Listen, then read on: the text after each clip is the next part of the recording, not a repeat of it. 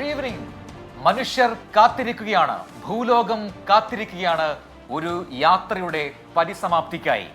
ഒരുപക്ഷെ മനുഷ്യരാശിയുടെ മഹായാത്ര എന്ന വിശേഷണത്തോടെ ആരംഭിച്ച ഒരു ദൗത്യം അതിന്റെ അവസാന ഘട്ടത്തിലേക്ക് എത്തുകയാണ്.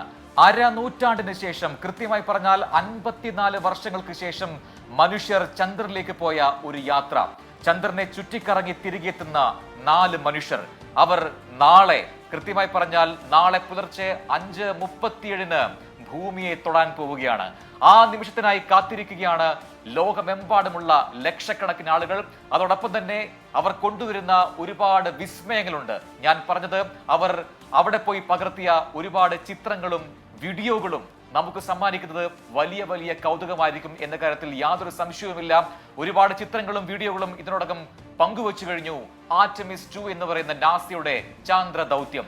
ഒറൈൻ പേടകം, ആ പേടകമാണ് 4 പേരെ ഭൂമിക്ക് പുറത്തേക്ക്, ചന്ദ്രനടുത്തേക്ക് എത്തിച്ചത്. അത് മാത്രമല്ല, നിർണായകമായ പല നാഴികക്കല്ലുകളും പിന്നിട്ട് പുതിയ ചരിത്രം രചിച്ചാണ് ഒറൈൻ പേടകത്തിലേറി തിരികെ ഈ 4 സംഘം വരുന്നത്. ആ പേരിലേക്ക് നമുക്ക് പോകേണ്ടതുണ്ട്.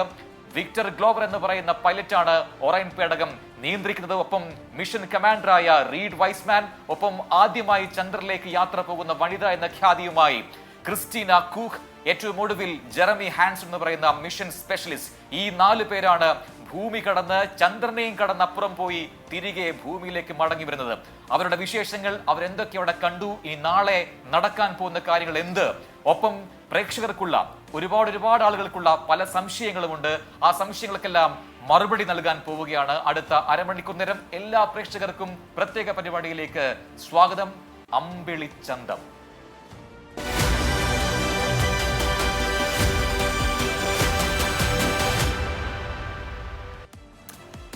യെസ്, അപ്പോ ഒരുപക്ഷെ നിലാവിന്റെ നീലഭസ്മക്കുറിയണിഞ്ഞ് 4 പേർ മടങ്ങി ഭൂമിയിലേക്ക് വരികയാണ്. ആ യാത്രക്കിനി കേവലം മണിക്കൂറുകൾ മാത്രമേ ബാക്കിയുള്ളൂ. നാളെ പുലർച്ചെ 5:37 ശാന്തസമുദ്രത്തിൽ, പസഫിക് ഓഷനിൽ ഒറൈൻ പേടകം സ്പ്ലാഷ് ഡൗൺ ചെയ്യുക. ഈ സ്പ്ലാഷ് ഡൗൺ എന്തൊക്കെയാണെന്നുള്ളത് നമ്മുടെ പ്രേക്ഷകർക്ക് ഇതിനോടകം വളരെ കൃത്യമായി അറിയാം. നമ്മൾ എത്രയോ പേടകങ്ങൾ ആ രീതിയിൽ ചന്ദ്രനിൽ നിന്ന് അല്ലെങ്കിൽ ബഹിരാകാശത്ത് നിന്ന് ഭൂമിയിലേക്ക് ഇറങ്ങി വരുന്നത് കണ്ടതാണ്. സമുദ്രത്തിലേക്ക് പാരച്യൂട്ടുകൾ വിടർത്തി പതിയെ പറന്നിറങ്ങുന്ന പേടകങ്ങൾ. ആ രീതിയിൽ തന്നെയായിരിക്കും നാളെ ഒറൈൻ പേടകവും പറന്നിറങ്ങുക. ഇനി എല്ലാവരും ചോദിക്കുന്ന പല ചോദ്യങ്ങളുമുണ്ട്. എന്തുകൊണ്ടാണ് ഇപ്പോൾ ഇങ്ങനൊരു ദൗത്യം ഇപ്പോൾ നാസ നടത്തുന്നത്? എന്തായിരുന്നു ഈ ദൗത്യത്തിന്റെ ഉദ്ദേശം? അങ്ങനെ ഒരുപാട് ചോദ്യങ്ങളുണ്ട്. എന്തുകൊണ്ടാണ് ഇവർ ചന്ദ്രനിൽ ഇറങ്ങാതെ അതിനെ ചുറ്റിക്കറങ്ങി മടങ്ങി വന്നത്? ഇത്തരം ഒരുപാട് തീരാ സംശയങ്ങൾ പലർക്കുമുണ്ട്. അതെല്ലാം ദൂരീകരിക്കാനാണ് ഇനിയുള്ള സമയം നമ്മൾ വിനിയോഗിക്കാൻ പോകുന്നത്. നമുക്കറിയുന്നത് പോലെ April 1 American time April 1, Indian time April 2 പുലർച്ചെ 4:05 SLS എന്ന് പറയുന്ന റോക്കറ്റിൽ, ഒറൈൻ എന്ന പേടകത്തിൽ 4 പേർ കുതിച്ചത് ചന്ദ്രനിലേക്ക്. SLS എന്ന് പറയുന്ന സ്പേസ് ലോഞ്ച് സിസ്റ്റം എന്ന് പറയുന്ന റോക്കറ്റ് ഉപയോഗിച്ച്, കരുത്തനായ ആ റോക്കറ്റ് ഉപയോഗിച്ചാണ് ഒറൈൻ പേടകത്തെ ഭൂമിയിൽ നിന്നും ചന്ദ്രനിലേക്ക് എത്തിയത്. ആ പേടകം പിന്നീട് പടിപടിയായി ഭൂമിയിൽ നിന്നും ഉയർന്ന് ഏറ്റവും അകലേക്കുള്ള ഒരു ദൂരത്തിലേക്ക്, 4,06,771 കിലോമീറ്റർ ദൂരേക്ക് ഈ ഒറൈൻ പേടകം പോകുന്ന കാഴ്ച നമ്മൾ തത്സമയം കാണുകയും ചെയ്തു. അത് ഏറ്റവും പ്രധാനപ്പെട്ടതാണ്. ഒറൈൻ പേടകത്തിന്റെ എല്ലാ കുതിപ്പും എല്ലാ സഞ്ചാരവും തത്സമയം നാസ എത്തിച്ചു എന്നുള്ളത് ശാസ്ത്രത്തിന്റെ പുരോഗതിയായി നമുക്കിതിനെ അനുമാനിക്കാനിരിക്കുന്നു. ഇനി എന്തിനാണ് ഈ യാത്ര ഇപ്പോൾ നടത്തിയത്? ഇതുകൊണ്ട് തീർന്നോ ഈ ദൗത്യം എന്ന് ചോദിക്കുന്നവർക്ക് ഉത്തരം, ഈ ദൗത്യം ഇവിടെ കൊണ്ടും തീരുന്നില്ല. ഇതൊരു തുടക്കം മാത്രമാണ്. 2028-ലും 2030-ലും തുടർ ദൗത്യങ്ങൾ നടത്താൻ പോവുകയാണ് നാസ. Artemis 3, Artemis 4. അതിൽ ആർടെമിസ് 3-ൽ നടക്കുന്നത് ടെക്നോളജി ഡെമോൺസ്ട്രേഷൻ ആണ്. കൂടുതൽ സാങ്കേതിക വിദ്യകൾ പരീക്ഷിക്കാൻ പോവുകയാണ്. ഏറ്റവും ഒടുവിൽ ആർടെമിസ് 4-ൽ 2030-ൽ ചന്ദ്രനിൽ വീണ്ടും മനുഷ്യർ കാലുകുത്തും. അതിനായുള്ള ആദ്യ പടിയായിരുന്നു ആർടെമിസ് 2. ഈ പറയുന്ന ഒറൈൻ പേടകത്തിന്റെ കാര്യക്ഷമത എത്രമാത്രമുണ്ട്, എത്ര ആളുകളെ വഹിക്കാൻ കഴിയുന്നു, അതിനുള്ളിലെ ജീവൻ രക്ഷാ ഉപകരണങ്ങൾ കൃത്യമായി വർക്ക് ചെയ്യുന്നുണ്ടോ, ഇത്തരം കാര്യങ്ങളെല്ലാം പരീക്ഷിക്കുകയായിരുന്നു ഈ ദൗത്യത്തിന്റെ ലക്ഷ്യം. അതെല്ലാം പൂർത്തിയാക്കിയാണ് ഇപ്പോൾ തിരികെ ഭൂമിയിലേക്ക് ഈ സംഘം മടങ്ങി വരുന്നത്. അത് മാത്രമല്ല, ചില പരീക്ഷണങ്ങൾ കൂടി അവിടെ ഈ പോകുന്ന പോക്കിൽ ഈ 4 സംഘം നടത്തി. ഒരുപക്ഷെ സ്പേസിൽ വെച്ച് എങ്ങനെയാണ് CPR നൽകുക, ഒരു അത്യാസന്ന ഘട്ടത്തിൽ എങ്ങനെയാണ് ജീവൻ രക്ഷിക്കുക, അതിനകത്തുള്ള എല്ലാ ഉപകരണവും കൃത്യമായി സ്പേസിൽ വെച്ച് ഇത്രയും അകലേക്ക് പോകുമ്പോൾ അത് കൃത്യമായി വർക്ക് ചെയ്യുന്നുണ്ടോ, ഇത്തരം ഒരുപാട് പരീക്ഷണങ്ങൾ നടന്നു. എന്താണ് യഥാർത്ഥത്തിൽ നടത്തിയ പരീക്ഷണങ്ങൾ? ആ വിശദമായ റിപ്പോർട്ടിലേക്കാണ് നമ്മൾ ഇനി പോകുന്നത്. 3, 2, 1 booster ignition. And liftoff of Artemis 2, now bound for the moon. മനുഷ്യന്റെ വർഷങ്ങൾ നീണ്ട ബഹിരാകാശ ദൗത്യങ്ങളിൽ ചുരുങ്ങിയ കുറച്ചു ദിവസങ്ങൾ, 10 ദിവസം നീണ്ട യാത്രയ്ക്കിടെ നിർണായകമായ ഒട്ടേറെ പരീക്ഷണങ്ങൾ ആർടെമിസ് 2 ദൗത്യത്തിന്റെ ഭാഗമായി. ചാന്ദ്ര നിരീക്ഷണം, ഓറിയോൺ പേടകത്തിന്റെ ശേഷി പരിശോധിക്കൽ, ബഹിരാകാശ യാത്രയ്ക്കിടെയുള്ള മനുഷ്യരുടെ ആരോഗ്യസ്ഥിതി എന്നിവയാണ് പ്രധാനമായും പരീക്ഷണ വിഷയങ്ങളായത്. ചന്ദ്രന്റെ മറുവശത്തുകൂടി സഞ്ചരിക്കുമ്പോൾ ഗർത്തങ്ങളും ലാവാ പ്രവാഹങ്ങളും നിരീക്ഷിക്കുകയും ചിത്രങ്ങൾ പകർത്തുകയും ചെയ്യുന്നതായിരുന്നു ദൗത്യത്തിലെ നിർണായക നിമിഷം. ഏപ്രിൽ 6-ന് ഓറിയോൺ പേടകം ചന്ദ്രന്റെ തൊട്ടുമുകളിലൂടെ നടത്തിയ യാത്രയിൽ ഈ പഠനം സഞ്ചാരികൾ നടത്തി.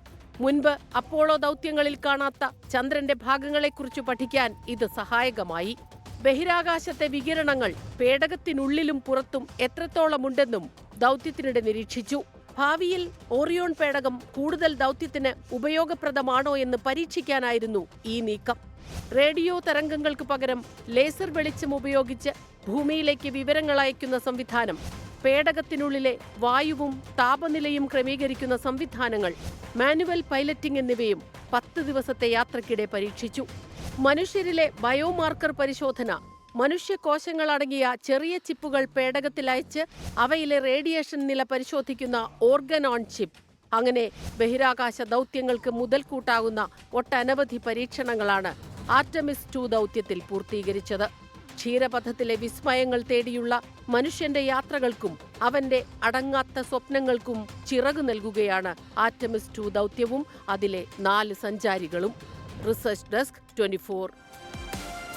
യെസ്, അത് തന്നെയാണ്. ആ സ്വപ്ന സാക്ഷാത്കാരമാണ്. അത് തുടക്കമിട്ടിരിക്കുന്നു. ഈ ആർടെമിസ് 2 എന്ന് പറയുന്ന ഈ ദൗത്യത്തിലെ സംഘങ്ങൾ തിരികെത്തുമ്പോൾ അവർ പങ്കുവെക്കാൻ പോകുന്ന ശാസ്ത്ര രഹസ്യങ്ങൾ, അവർ കൊണ്ടുവന്നിരിക്കുന്ന വിസ്മയ ചിത്രങ്ങൾ, ഇതെല്ലാം വലിയ മുതൽക്കൂട്ടാവും. മാത്രമല്ല, അവർ നടത്തിയ ഈ പരീക്ഷണങ്ങളുടെ ഫലങ്ങൾ പോലും തുടർ ദൗത്യങ്ങൾക്ക് കരുത്തേകുന്നതാണ്. കൃത്യമായ ഡേറ്റയാണ് അവർ കൈമാറാൻ പോകുന്നത്. അപ്പോഴും ഒരു സംശയം പ്രേക്ഷകർക്ക് ബാക്കിയുണ്ട്. 54 വർഷങ്ങൾക്ക് മുൻപ് 1960-കളിൽ ശാസ്ത്രം ഇത്രയും പുരോഗതി കൈവരിച്ചിട്ടില്ലാത്ത സമയത്ത് അന്ന് നീൽ ആംസ്ട്രോങ്, പിന്നീട് തുടർ ദൗത്യങ്ങൾ 12ഓളം ദൗത്യങ്ങൾ, ഇവരെല്ലാം ചന്ദ്രനിൽ പോയി അവിടെ കാലുകുത്തി അവിടെ ഇറങ്ങി എന്നല്ലേ പറയുന്നത്?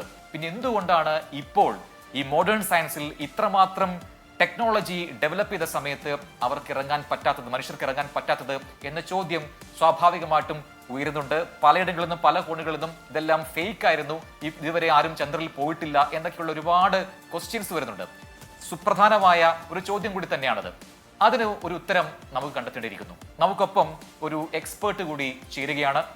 ക്യുസാറ്റിലെ അഡ്ജങ്ക് ഫാക്കൽറ്റി കൂടിയായ ശാസ്ത്ര വിദഗ്ധൻ കൂടിയായ ഡോക്ടർ എൻ ഷാജി നമുക്കൊപ്പം ചേരുന്നുണ്ട്. സർ, ഏറ്റവും പ്രധാനപ്പെട്ട ഒരു ചോദ്യമാണ്, എല്ലാവർക്കുമുള്ള സംശയമാണ്. 60-കളിൽ ചന്ദ്രനിൽ പോയി മനുഷ്യർ കാലുകുത്തി അവിടെ ഇറങ്ങി, പക്ഷേ ഇപ്പോൾ അവിടെ പോയി ഇറങ്ങാൻ കഴിയുന്നില്ല. എന്താണ് ഇത്രമാത്രം സങ്കീർണത എന്നൊരു ചോദ്യം സ്വാഭാവികമായിട്ടുണ്ട്. എന്തുത്തരമാണ് അവർക്ക് നൽകാനുള്ളത്? 1969-ലാണ് മനുഷ്യർ ആദ്യമായിട്ട് ചന്ദ്രനിൽ ഇറങ്ങിയത്, ഒടുവിൽ 72-ലും. അപ്പോൾ അതിനുശേഷം ഒരുപാട് വർഷങ്ങൾക്ക് ശേഷമാണ് ഇപ്പോഴത്തെ ഈ മിഷൻ നടക്കുന്നത്. അപ്പോൾ ഈ ചോദ്യം സ്വാഭാവികമാണ്. ഇത് ഓൾറെഡി നമ്മൾ സാധിച്ചെടുത്തൊരു കാര്യം വീണ്ടും ചെയ്യാൻ ഇത്ര സങ്കീർണമാണോ എന്നുള്ളത്.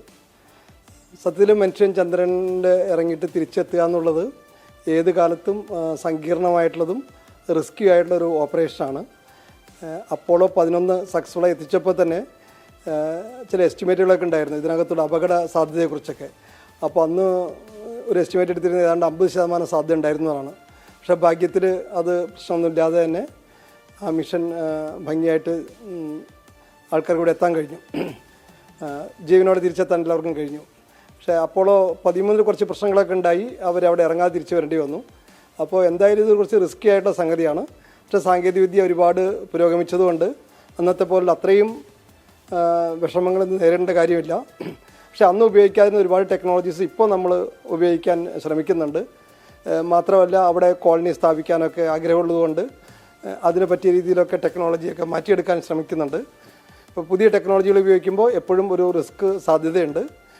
ഇത് കുറേ ടെക്നോളജികൾ ഒന്നിനു പറയുക ഒന്നായിട്ട് കൃത്യമായിട്ട് വർക്ക് ചെയ്താൽ മാത്രം വിജയിക്കുന്ന ഒരു പ്രോജക്റ്റ് ആയതുകൊണ്ട് അതിൽ ഏതെങ്കിലും ഒരിടത്ത് തെറ്റുപറ്റിക്കഴിഞ്ഞാൽ മനുഷ്യജീവൻ തന്നെ അപകടത്തിലായേക്കാം എന്നുള്ളത് കൊണ്ടാണ് സങ്കീർണത കൂടുന്നത്.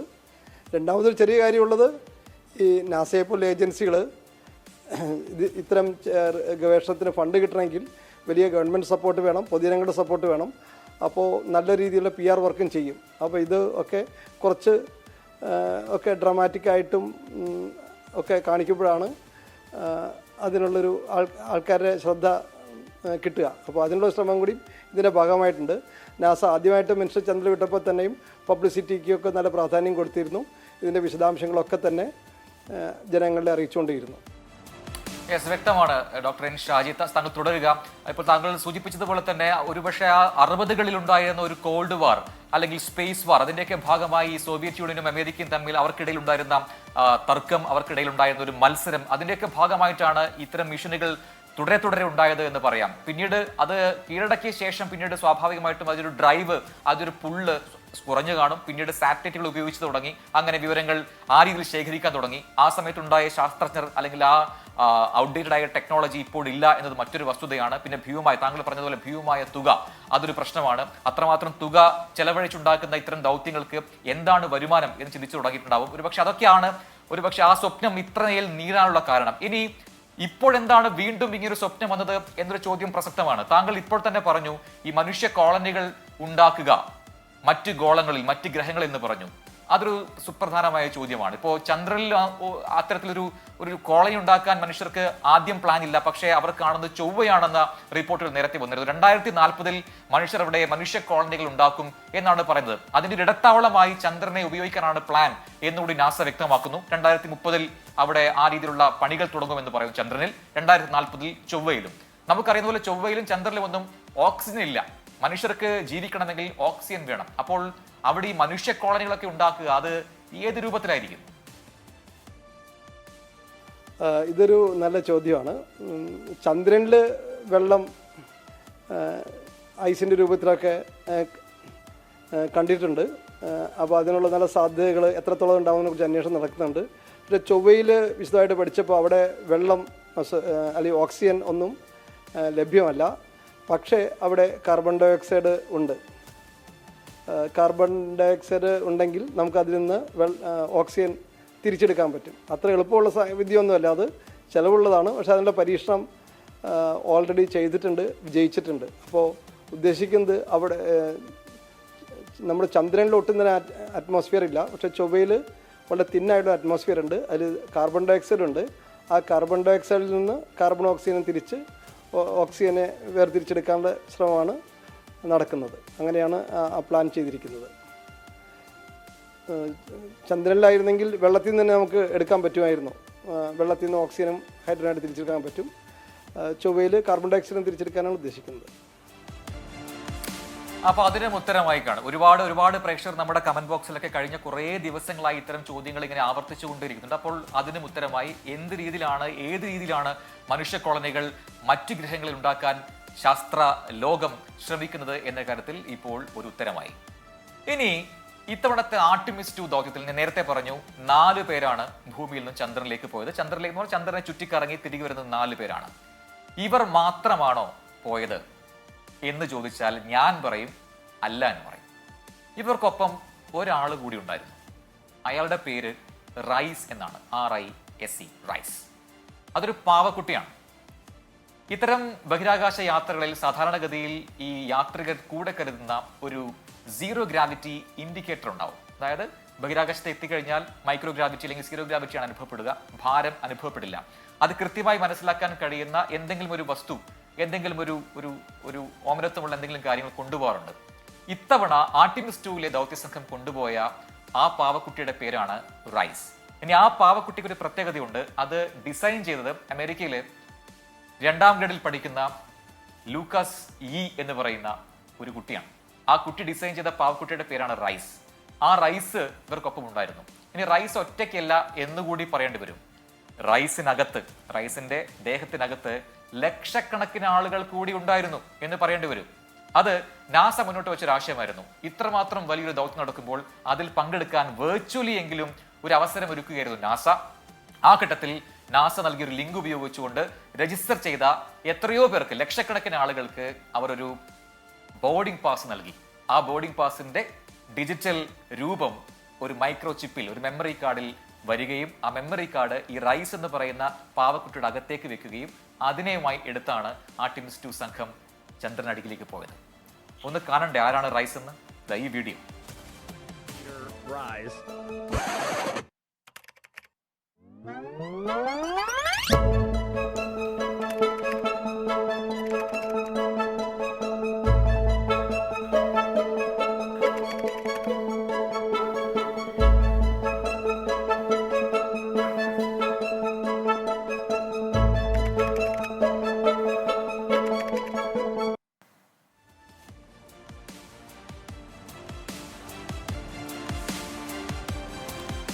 യെസ്, അപ്പോൾ റൈസ് എന്ന് പറയുന്ന ആ പാവക്കുട്ടിയെ കണ്ടു. അതിനകത്താണ് ഈ മെമ്മറി കാർഡ് വെച്ചത്. ആ മെമ്മറി കാർഡ് അതിലാണ് ഈ പറയുന്ന ലക്ഷക്കണക്കിന് ആളുകളുടെ വിവരങ്ങൾ അടങ്ങിയിട്ടുള്ളത്, അവരുടെ ബോർഡിംഗ് പാസുകളൊക്കെ അടങ്ങിയിട്ടുള്ളത്. അങ്ങനെ അവർ കൂടി, ഞാൻ പറയുകയാണെങ്കിൽ എൻ്റെ പേര് ഞാൻ രജിസ്റ്റർ ചെയ്തിരുന്നു, അങ്ങനെ എനിക്കും കിട്ടിയിരുന്നു ഒരു ബാഡ്ജ് അല്ലെങ്കിൽ ഒരു ബോർഡിംഗ് പാസ്. ആ വിവരങ്ങൾ കൂടി ഉൾപ്പെടുത്തിയാണ് ആർട്ടിമിസ് 2 പോയത്. അതുകൊണ്ട് എനിക്കും പറയാം, എൻ്റെ പേരും ഈ രീതിയിൽ അവിടെ ചന്ദ്രനെ ചുറ്റിക്കറിയുമെന്ന്. ഇങ്ങനെ എന്നെ പോലുള്ള ലക്ഷക്കണക്കിന് ആളുകൾക്ക് ആ ഭാഗ്യമുണ്ടായി എന്നുള്ളതാണ്. നാസ നേരത്തെ നൽകിയ ഒരു അവസരമായിരുന്നു അത്. അപ്പൊ അങ്ങനെ ഒരുപാട് പ്രത്യേകതകളുണ്ട്. അങ്ങനെ മനുഷ്യകുലത്തിന്റെ ഒരു വലിയ യാത്ര അതിന്റെ സമാപ്തിയിലേക്ക് എത്തുകയാണ്. ഇനി മണിക്കൂറുകൾ മാത്രമാണ് ബാക്കിയുള്ളത്. ആ ഘട്ടത്തിലേക്കാണ് നമ്മൾ കടക്കാൻ പോകുന്നത്. അപ്പൊ നാളെ എന്തൊക്കെയാണ് സംഭവിക്കാൻ പോകുന്നത്, അത്തരം കാര്യങ്ങളിലേക്ക് കൂടി വിശദമായി നമുക്ക് വരേണ്ടതുണ്ട്. അതിനു മുമ്പ് നേരത്തെ ഡോക്ടർ എൻ ഷാജി പറഞ്ഞു നിർത്തിയ ഒരു കാര്യമുണ്ട്. 1960കളിൽ സംഭവിച്ച ദൗത്യങ്ങൾ, തുടർ ദൗത്യങ്ങൾ, ഒന്നിനു പിറകെ ഒന്നായി അപ്പോളോ ദൗത്യങ്ങൾ ഇങ്ങനെ നടന്നുകൊണ്ടേയിരുന്നു. ആ സമയത്ത് അതിന് ചെലവായ ഒരു ഭീമമായ തുകയുണ്ട്. നമുക്ക് ഇന്ന് ചിന്തിച്ചാൽ ബോധം കെട്ടുപോകുന്ന അത്രമാത്രം വലിയ തുക. അതെന്താണെന്ന് അറിയണ്ടേ? അതുമായി നമുക്ക് ഇപ്പോഴത്തെ ദൗത്യങ്ങളെ ഒന്ന് കമ്പയർ ചെയ്യാം. വിശദമായ റിപ്പോർട്ട്.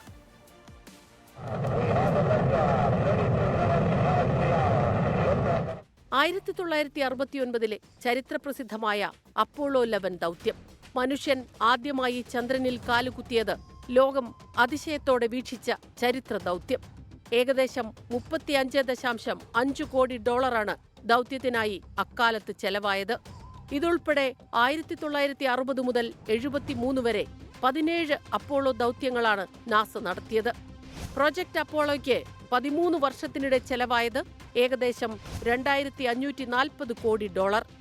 നാണയപ്പെരുപ്പം കൂടി കണക്കിലെടുക്കുകയാണെങ്കിൽ മുഴുവൻ അപ്പോളോ പദ്ധതിയുടെയും ഇന്നത്തെ മൂല്യം ഏകദേശം $25,700 കോടി വരും. അതായത് 24 ലക്ഷം കോടി രൂപ. ഈ ഭീമമായ തുക അക്കാലത്തെ അമേരിക്കയുടെ മൊത്തം GDPയുടെ ഏകദേശം 2.5% 54 വർഷങ്ങൾക്ക് ശേഷം നടന്ന ആർടെമിസ് 2 വിക്ഷേപണത്തിന് മാത്രം ചെലവായത് $400 കോടി, ഏകദേശം 34,000 കോടി രൂപ. റോക്കറ്റും ഓറിയോൺ പേടകവും വികസിപ്പിക്കുന്നതിനായി $4,400 കോടി നാസയ്ക്ക് ചെലവായി. ചന്ദ്രനിലേക്കുള്ള നാസയുടെ ആർടെമിസ് പര്യവേഷണ പരിപാടിയുടെ മൊത്തം ബജറ്റ് $9,300 കോടി, ഏകദേശം 8.63 ലക്ഷം കോടി രൂപ. അതായത് ആർടെമിസ് പര്യവേഷണ ദൗത്യത്തിന്റെ ചെലവിന്റെ 3 ഇരട്ടിയാണ് 1960-70 കാലഘട്ടത്തിൽ പ്രോജക്ട് അപ്പോളോയ്ക്കായി അമേരിക്ക ചെലവഴിച്ചത്.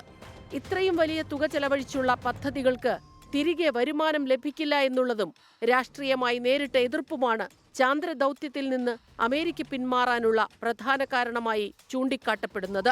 എന്നാൽ ചന്ദ്രനിലേക്കുള്ള കുടിയേറ്റത്തെക്കുറിച്ച് മനുഷ്യൻ സ്വപ്നങ്ങൾ കാണാൻ തുടങ്ങിയതോടെയാണ് വീണ്ടും നാസയുടെ ചാന്ദ്രദൗത്യങ്ങൾക്ക് ജീവൻ വച്ചത്. അപ്പോളോയിൽ നിന്ന് ആർടെമിസിലേക്ക് എത്തുമ്പോൾ സാങ്കേതിക വിദ്യയിൽ വന്ന മാറ്റവും ചാന്ദ്രദൗത്യങ്ങൾക്ക് കരുത്തേകുകയാണ്. Research desk 24. അപ്പം വ്യക്തമായല്ലോ, അത്രമാത്രം വലിയ തുകയാണ് അന്ന് ദൗത്യങ്ങൾക്ക് വേണ്ടി നാസ ചെലവാക്കിയത്. അതുകൊണ്ട് തന്നെയാണ് പിന്നീട് ആ ദൗത്യങ്ങൾക്കൊരു ഒരു പേസ് കുറഞ്ഞു വന്നത്. പക്ഷേ ഇപ്പോൾ അങ്ങനെയല്ല. നേരത്തെ ഡോക്ടർ എൻ ഷാജി സൂചിപ്പിച്ചതുപോലെ മറ്റ് ഗ്രഹങ്ങളിലേക്ക് മനുഷ്യരുടെ വാസം മാറ്റുക എന്ന വലിയ ലക്ഷ്യമുണ്ട്. അതിന്റെ ഒരു തുടർച്ചയാണ് അല്ലെങ്കിൽ ഉണ്ടാകാൻ പോകുന്നത്. അത് തുടങ്ങിക്കഴിഞ്ഞു. ഇനി തുടർ ദൗത്യങ്ങളിലൂടെ അതിലേക്ക് എത്തുക എന്നതാണ് മനുഷ്യരുടെ ലക്ഷ്യം. അതിനായി നാസയും അപ്പം മറ്റ് വിവിധ രാജ്യങ്ങളിലെ നമ്മൾ ഉൾപ്പെടെ ISRO ഉൾപ്പെടെ ശ്രമിക്കുന്നു എന്നുള്ളതാണ്. നമ്മുടെ ഗഗൻയാൻ ആരും മറന്നു പോകരുത്. വീണ്ടും ഒരിക്കൽ കൂടി ആ റൈസ് എന്ന് പറയുന്ന പാവക്കുട്ടിയിലേക്ക് നമ്മൾ പോവുകയാണ്. നേരത്തെ നമ്മൾ പറഞ്ഞു കഴിഞ്ഞു, റൈസ് എന്ന് പറയുന്ന ഒരു സീറോ ഗ്രാവിറ്റി ഇൻഡിക്കേറ്റർ ആണ്. അത് ഒരു ചെറിയ കുട്ടി, 2ാം ഗ്രേഡിൽ പഠിക്കുന്ന, 2nd ഗ്രേഡിൽ പഠിക്കുന്ന ഒരു കുട്ടി ഡിസൈൻ ചെയ്തതാണ്. നമുക്ക് ആ വിഷ്വൽ ഇപ്പോൾ പ്രേക്ഷകർ കാണുന്നുണ്ടാകും. ആ വിഷ്വലിലേക്കാണ് നമ്മളിനി പോകുന്നത്. അതിനകത്താണ് ഈ പറയുന്ന ലക്ഷക്കണക്കിന് ആളുകളുടെ പേരുവിവരങ്ങൾ കൃത്യമായി രേഖപ്പെടുത്തിയ ഒരു മെമ്മറി കാർഡ് ഈ സംഘം ഒളിപ്പിച്ചു വെച്ചതല്ല, അതിൽ കൃത്യമായി ഫീഡ് ചെയ്തിട്ടുണ്ട്. അതുകൊണ്ടാണ് ഈ 4 പേരും മുകളിലേക്ക് പോയത്, ചന്ദ്രൻ അരികിലേക്ക് പോയത്. അപ്പോൾ അതിനുമായി ബന്ധപ്പെട്ട് അവർ കൃത്യമായി വിശദീകരിക്കുന്നുമുണ്ട്. ആ വീഡിയോയിലേക്ക് ഒരിക്കൽ കൂടി പോകും. And we took the little memory card and we put it inside the zero-G indicator RISE. And when we zipped that little pocket up, it was a bit more emotional than I expected. Just that act of seeing that little memory card with everyone's names, everyone's hopes that are going on this journey with us. We always say we're going for all by all. എന്ന രീതിയിൽ NASA മുന്നോട്ട് വെച്ചൊരു ആശയം, അത് കൃത്യമായി പ്രയോജനപ്പെടുത്തിയ ലക്ഷക്കണക്കിന് ആളുകളുടെ പേരുകൾ അത് ചന്ദ്രനിലേക്ക് പറന്നിരിക്കുന്നു. ചന്ദ്രനെ കണ്ട് അത് ചുറ്റിക്കറങ്ങി തിരികെ ഭൂമിയിലേക്ക് എത്താൻ പോവുകയാണ്. നാളെ പുലർച്ചെ 5:37 ശാന്തസമുദ്രത്തിൽ നമ്മുടെ ഒറൈൻ പേടകം 4 ബഹിരാകാശ യാത്രികരെയും വഹിച്ച് പറന്നിറങ്ങുക. ഡോക്ടർ എൻ ഷാജി നമുക്കൊപ്പം വീണ്ടും ചേരുന്നു. സർ, ഒരു ചോദ്യം കൂടി പ്രേക്ഷകർ ചോദിക്കുന്നു. ഇത് മാത്രമാണ്, അടുത്തൊരു 50 വർഷത്തേക്ക് എന്തായിരിക്കും ഈ ബഹിരാകാശ ശാസ്ത്ര രംഗത്തിന്റെ വളർച്ച? അത് വലിയ അത്ഭുതമായിരിക്കുമോ എന്നാണ് ചോദ്യം. ഈ ബഹിരാകാശ ശാസ്ത്രരംഗത്ത് എന്തൊക്കെ അത്ഭുതങ്ങൾ നടക്കാൻ പോകണമെന്നുള്ളത് മുൻകൂട്ടി പറയാനുള്ള എളുപ്പമല്ല. ഈ ശാസ്ത്ര ഗവേഷണ രംഗത്തൊക്കെ നമ്മളെപ്പോഴും നമ്മുടെ പ്രതീക്ഷകൾക്ക് അപ്പുറമായിട്ടുള്ള അല്ലെങ്കിൽ നമുക്ക് ഊഹിക്കാൻ പറ്റാത്ത കാര്യങ്ങളൊക്കെ കണ്ടെത്തുമെന്ന് വിചാരിച്ചിട്ടാണ് പലപ്പോഴും ഗവേഷണം നടത്തുക. ഇന്നതാണ് കണ്ടെത്താൻ പോകുന്നതെന്ന് കൃത്യമായിട്ട് അറിഞ്ഞുകൊണ്ട് ഗവേഷണം നടത്തി പലപ്പോഴും പറ്റില്ലല്ലോ. പക്ഷേ ഒരു മാറ്റങ്ങൾ വരാൻ സാധ്യതയുള്ളത്, നേരത്തെ അമേരിക്കയും റഷ്യയും മാത്രമാണ് ഈ രംഗത്ത് കാര്യമായിട്ട് ഇതിന് ചെയ്തിരുന്നെങ്കിൽ ഇപ്പോൾ ചൈനയും ഇന്ത്യയും പോലുള്ള രാജ്യങ്ങൾ പുതുതായിട്ട് ആ രംഗത്തേക്ക് വരുന്നുണ്ട്. അടുത്ത കുറച്ച് കാലത്തിനകം തന്നെ ചൈനയൊക്കെ ഒരുപക്ഷെ അമേരിക്കയെ ഓവർടേക്ക് ചെയ്ത് പോകാനുള്ള സാധ്യതയുണ്ട്. അപ്പോൾ വലിയ തോതിലുള്ള പര്യവേഷണങ്ങൾ നടക്കും, അതിലൊരു മത്സരവും ഉണ്ടാവും. പിന്നെ ഒരു സാധ്യതയായിട്ട് ആൾക്കാർ കാണുന്നത്, ഈ ഭൂമിയിൽ പല സാങ്കേതികവിദ്യയ്ക്കും വേണ്ട പല മൂലകങ്ങളും ആവശ്യമായിട്ട് ലഭ്യമല്ല. അപ്പോൾ അത് ചൊവ്വയിലോ ചന്ദ്രനിലോ കണ്ടെത്താൻ വേണ്ടി ശ്രമം നടക്കുന്നുണ്ട്. അത് ഏതെങ്കിലും വിജയിച്ചു കഴിഞ്ഞാൽ അതൊരു വലിയ സാധ്യതയായിട്ട് വരും. അതായത് അവിടെ ചിലപ്പോൾ ഫാക്ടറികൾ സ്ഥാപിക്കാനുള്ള സാധ്യതയുണ്ട്. അല്ലെങ്കിൽ അവിടെ നിന്നുള്ള വിലപ്പെട്ട വസ്തുക്കൾ അവിടെ നിന്ന് കളക്ട് ചെയ്ത് ഇങ്ങോട്ട് കൊണ്ടുവരാനുള്ള സാധ്യതയുണ്ട്. ഭൂമിയിലെ ഊർജ്ജ പ്രശ്നമൊക്കെ പരിഹരിക്കുന്നതിന് ഒരു പക്ഷേ ബഹിരാകാശത്ത് വലിയ സോളാർ നിലയങ്ങളൊക്കെ സ്ഥാപിച്ച് അതിൻ്റെ എനർജി പ്രത്യേക ഇവിടുത്തെ സ്വീകരണങ്ങളിലേക്ക് അയക്കാനൊക്കെയുള്ള സാങ്കേതികവിദ്യയ്ക്കൊക്കെയുള്ള സാധ്യതയുണ്ട്. അപ്പോൾ ഊർജ്ജരംഗത്ത് വലിയ മാറ്റം വരാൻ സാധ്യതയുണ്ട്. റയറായിട്ടുള്ള എലിമെന്റ്സിന്റെ കേസിൽ അത് വലിയ വലിയ സ്വപ്നങ്ങളാണ്. ഈ പറയുന്ന പോലെ ഭൂമിയിൽ ലഭ്യമല്ലാത്ത അല്ലെങ്കിൽ ലഭ്യത കുറഞ്ഞിരിക്കുന്ന സംഭവങ്ങൾ, മൂലകങ്ങൾ ഒക്കെ മറ്റിടങ്ങളിൽ നിന്നും കണ്ടെത്താൻ കഴിഞ്ഞാൽ അത് വലിയ വലിയ അഡ്വാൻസ്മെന്റ് ആയിരിക്കും. അപ്പോൾ അത്തരം ഒരുപാട് അത്ഭുതങ്ങൾ സംഭവിക്കാൻ പോവുകയാണ് എന്ന കാര്യത്തിൽ യാതൊരു സംശയവുമില്ല. ഇനിയിപ്പോൾ ഈ പറയുന്നത് പോലെ ഇപ്പോൾ പോയ ഒറൈൻ പേടകം അത് കൃത്യമായി വർക്ക് ചെയ്തിരുന്നു, കൃത്യമായി അതിൽ എല്ലാ ഘടകങ്ങളും വർക്ക് ചെയ്തു എന്ന ചോദ്യമുണ്ട്. അതിലെ ടോയ്ലറ്റ് സംവിധാനത്തിൽ ചില പ്രശ്നങ്ങൾ ഉണ്ടായിരുന്നു എന്ന കാര്യം വസ്തുതയാണ്. അത് കൃത്യമായി പരിശോധിക്കുന്നുണ്ട്. അപ്പോൾ ഒരുപാട് പൈസ മുടക്കി ഉണ്ടാക്കിയ അത്രയും പ്രധാനപ്പെട്ട ഒരു പേടകത്തിലെ ടോയ്ലറ്റ് സംവിധാനം, അത് ഒരു യൂണിവേഴ്സൽ വേസ്റ്റ് മാനേജ്മെന്റ് സിസ്റ്റം ഒക്കെ ഉണ്ട്, അത് പൂർണ്ണമായി അങ്ങ് വിജയിച്ചില്ല എന്നാണ് യാത്രികർ തന്നെ പറയുന്നത്. ഈ വീഡിയോ കണ്ടാൽ പ്രേക്ഷകർ അത് കൂടുതൽ മനസ്സിലാവും.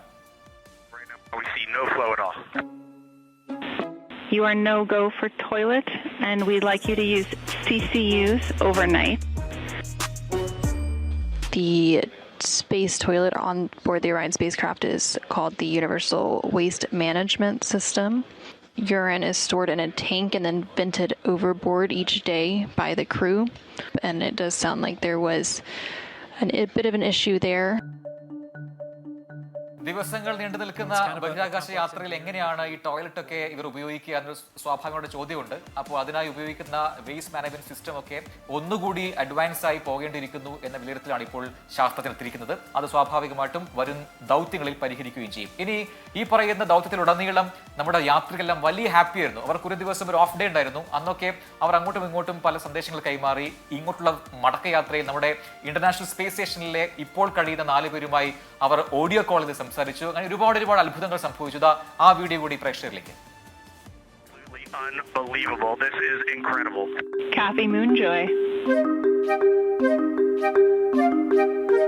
I definitely see all of the basin of Oriental, Copernicus, easily all in view. This is so awesome. We look like we're smiling at you, like a little Cheshire cat.